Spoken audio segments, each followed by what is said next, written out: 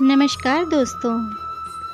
आज मैं अपनी इस वीडियो में वैभव लक्ष्मी व्रत की कथा सुनाने जा रही हूँ। तो आइए माँ लक्ष्मी का ध्यान करते हुए कथा को प्रारंभ करते हैं। एक बड़ा शहर था। इस शहर में लाखों लोग रहते थे।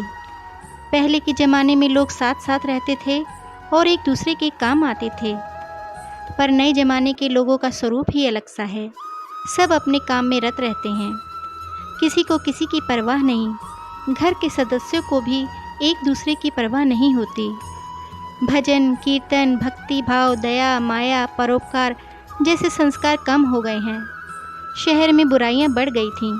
शराब, जुआ, रेस, व्यभिचार, चोरी, डकैती वगैरह बहुत से गुनाह शहर में होते थे। इसी तरह इतनी सारी बुराइयों के बावजूद शहर में कुछ अच्छे लोग भी रहते थे। ऐसे लोगों में शीला और उसके पति की गृहस्थी मानी जाती थी। शीला धार्मिक और संतोषी थी। पति भी विवेकी और सुशील था। शीला और उसका पति ईमानदारी से जीते थे। वे किसी की बुराई न करते थे और प्रभु भजन में अच्छी तरह समय व्यतीत कर रहे थे। उनकी गृहस्थी आदर्श गृहस्थी थी। शीला की गृहस्थी इसी तरह खुशी खुशी चल रही थी। पर कहा जाता है कि कर्म की गति अटल है। विधाता के लिखे लेख कोई नहीं समझ सकता। इंसान का नसीब पल भर में राजा को रंक बना देता है और रंक को राजा। शीला के पति के पिछले जन्म के कर्म भोगने को बाकी रह गए होंगे कि वह बुरे लोगों से दोस्ती कर बैठा। वह जल्द से जल्द करोड़पति होने के ख्वाब देखने लगा। इसलिए वह गलत रास्ते पर चढ़ गया और करोड़पति की बजाय रोड़पति बन गया। यानी रास्ते पर भटकते भिखारी जैसी उसकी हालत हो गई। शहर में शराब, जुआ, रेस, चरस, गांजा वगैरह बुराइयां फैली हुई थीं। इसमें शीला का पति भी फंस गया। दोस्तों के साथ उसे भी शराब की आदत हो गई। जल्द से जल्द पैसे वाला बनने की लालच में दोस्तों के साथ रेस, जुआ भी खेलने लगा। इस तरह बचाई हुई धनराशि, पत्नी के गहने, सब कुछ रेस जुए में गंवा दिया था। इसी तरह एक वक्त ऐसा भी था कि वह सुशील अपनी पत्नी शीला के साथ मज़े में रहता था और प्रभु भजन में सुख शांति से वक्त व्यतीत करता था।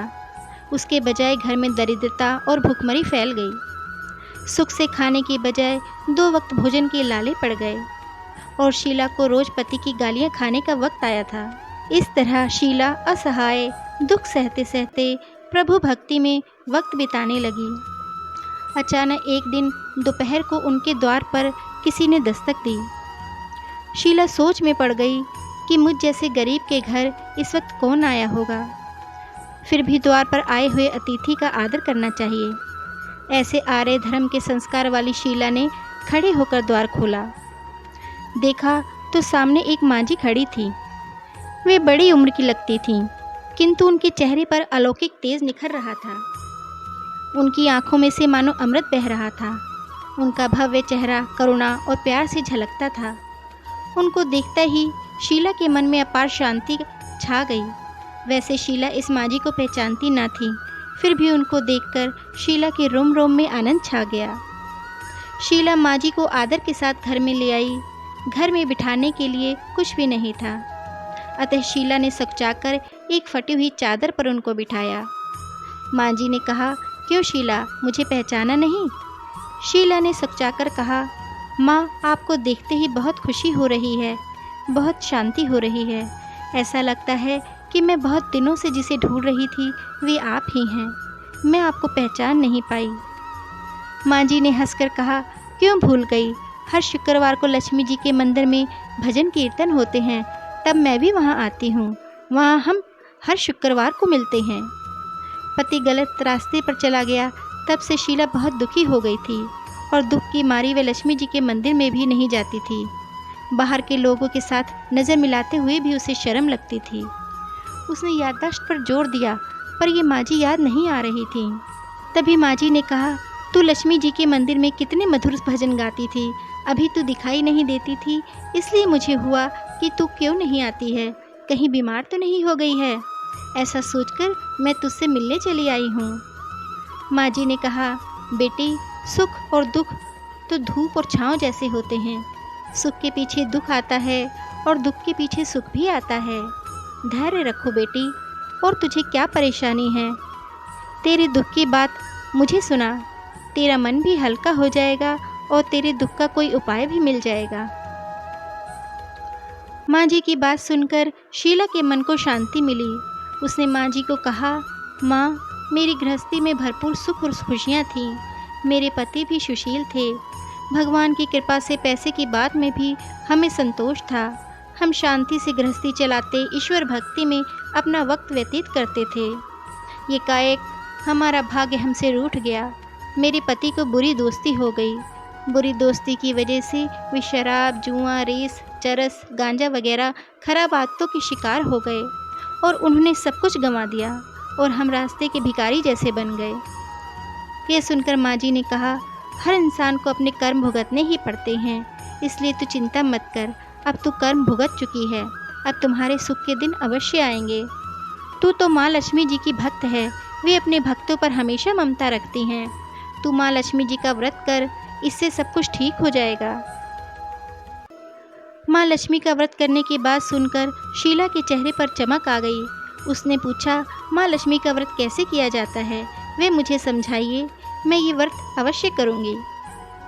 बेटी, वैभव लक्ष्मी व्रत वैसे तो सीधा साधा व्रत है, किंतु कई लोग यह व्रत गलत तरीके से करते हैं, अतः उसका फल नहीं मिलता। कई लोग कहते हैं कि सोने के गहने की हल्दी कुमकुम से पूजा करो, बस व्रत हो गया। ऐसा नहीं है। कोई भी व्रत शास्त्रीय विधि पूर्वक करना चाहिए, तभी उसका फल मिलता है। यह व्रत शुक्रवार को करना चाहिए। सुबह स्नान करके स्वच्छ कपड़े पहनो और सारा दिन मन में जय माँ लक्ष्मी का रटन करते रहो। किसी की चुगली नहीं करनी चाहिए। शाम को पूर्व दिशा की तरफ मुंह करके इस तरह आसन पर बैठ जाओ। अपनी पाटा रखकर उसके ऊपर रुमाल रखो। रुमाल पर चावल का छोटा सा ढेर करो। उस ढेर पर पानी से भरा तांबे का कलश रखकर कलश पर एक कटोरी रखो। उस कटोरी में एक सोने का गहना रखो। सोने का ना हो तो चांदी का भी चलेगा, चांदी का ना हो तो नगद रुपया भी चलेगा। बाद में घी का दीपक जलाकर धूप बत्ती सुलगा कर रखो। माँ लक्ष्मी जी के बहुत स्वरूप हैं और माँ लक्ष्मी जी को श्रीयंत्र अति प्रिय है।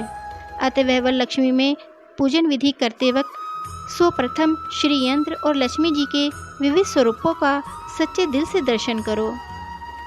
उसके बाद लक्ष्मी जी स्तवन का पाठ करो। बाद में कटोरी में रखे हुए गहने या रुपए पर हल्दी कुमकुम चावल चढ़ाकर पूजा करो और लाल रंग का फूल चढ़ाओ। शाम को कोई मीठी चीज़ बनाकर उसका प्रसाद रखो। ना हो सके तो शक्कर का गुड़ भी चल सकता है। फिर आरती करके 11 बार सच्चे हृदय से जय माँ लक्ष्मी बोलो। बाद में 11 या 21 शुक्रवार यह व्रत करने का दृढ़ संकल्प माँ के सामने रखो। आपकी जो मनोकामना हो वह पूरी करने को माँ लक्ष्मी जी को विनती करो। फिर माँ का प्रसाद बांट दो और थोड़ा प्रसाद अपने लिए रखो। अगर आप में शक्ति हो तो सारा दिन उपवास रखो और सिर्फ प्रसाद खाकर शुक्रवार करो। ना शक्ति हो तो एक बार शाम को प्रसाद ग्रहण करते समय खाना खा लो। अगर थोड़ी शक्ति भी ना हो तो 2 बार भोजन कर सकते हो। बाद में कटोरी में रखा गहना या रुपया ले लो। कलश का पानी तुलसी क्यारी में डाल दो और चावल पक्षियों को डाल दो। इस व्रत के प्रभाव से सब प्रकार की विपत्ति दूर होकर आदमी मालामाल हो जाता है। संतान ना हो उसे संतान प्राप्ति होती है। सौभाग्यवती स्त्री का सौभाग्य अखंड रहता है। कुंवारी लड़की को मनभावन पति मिलता है। शीला ये सुनकर आनंदित हो गई। फिर पूछा, माँ, आपने वैभव लक्ष्मी व्रत की जो शास्त्रीय विधि बताई है वैसे मैं अवश्य करूँगी, किंतु उसकी उद्यापन विधि किस तरह करनी चाहिए यह भी कृपा करके सुनाइए। माँ जी ने कहा, 11 या 21 जो मन्नत मानी हो उतने शुक्रवार ये वैभव लक्ष्मी व्रत पूरी श्रद्धा और भावना से करना चाहिए। आखिरी शुक्रवार को खीर या नैवेद्य रखें। पूजन विधि हर शुक्रवार को करते हैं वैसे ही करनी चाहिए। पूजन विधि के बाद श्रीफल फोड़ें और सबको खीर का प्रसाद देना चाहिए। फिर धन लक्ष्मी स्वरूप, वैभव लक्ष्मी स्वरूप माँ लक्ष्मी जी की छवि को प्रणाम करें। माँ लक्ष्मी जी का यह स्वरूप वैभव देने वाला है। प्रणाम करके मन ही मन भावुकता से माँ की प्रार्थना करते वक्त कहें कि हे माँ धनलक्ष्मी, हे माँ धनलक्ष्मी, मैंने सच्चे हृदय से आपका वैभव लक्ष्मी व्रत पूर्ण किया है, तो माँ हमारी मनोकामना पूर्ण करो, हमारा सबका कल्याण करो। जिसे संतान ना हो उसे संतान देना, सौभाग्यशाली स्त्रियों का सौभाग्य अखंड रखना, कुंवारी लड़की को मनभावन पति देना।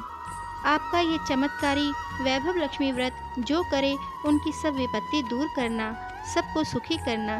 हे माँ, आपकी महिमा अपरंपार है। इस तरह माँ की प्रार्थना करके माँ लक्ष्मी जी का धन लक्ष्मी स्वरूप को भाव से वंदन करो।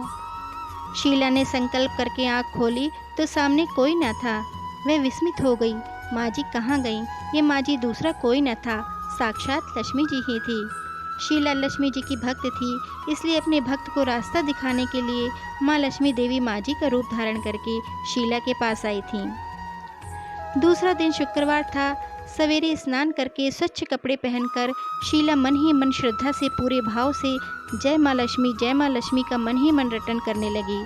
सारा दिन किसी की चुगली नहीं की। शाम हुई तब हाथ पांव मुँह धोकर शीला पूर्व दिशा में मुँह करके बैठ गई। घर में पहले सोने के बहुत से गहने थे, पर पतिदेव ने गलत रास्ते पर जाकर सब गहने गिरवी रख दिए थे। पर नाक की चुन्नी बच गई थी। नाक की चुन्नी निकालकर उसे धोकर शीला ने कटोरी में रख दी। सामने पाटे पर रुमाल रखकर मुट्ठी भर चावल का ढेर किया। उस पर तांबे का कलश पानी भरकर रखा। उसके ऊपर चुन्नी वाली कटोरी रखी। फिर जैसे माँ जी ने कही थी शास्त्रीय विधि अनुसार वैभव लक्ष्मी व्रत किया। यह प्रसाद पहले पति को खिलाया। प्रसाद खाते ही पति के स्वभाव में फर्क पड़ गया। उस दिन उसने शीला को मारा नहीं, सताया भी नहीं। शीला को बहुत आनंद हुआ। उसके मन में वैभव लक्ष्मी व्रत के लिए श्रद्धा और बढ़ गई। शीला ने पूर्ण श्रद्धा भक्ति से 21 शुक्रवार को वैभव लक्ष्मी व्रत किया। फिर माता जी के धन लक्ष्मी स्वरूप की छवि को वंदन करके भाव से मन ही मन प्रार्थना करने लगी कि हे माँ धनलक्ष्मी, मैंने आपका वैभव लक्ष्मी व्रत करने की मन्नत मानी थी, वह व्रत आज पूर्ण किया है।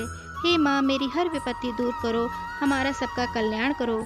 जिसे संतान न हो उसे संतान दो, सौभाग्यवती स्त्री का सौभाग्य अखंड रखना, कुंवारी लड़की को मनभावन पति देना।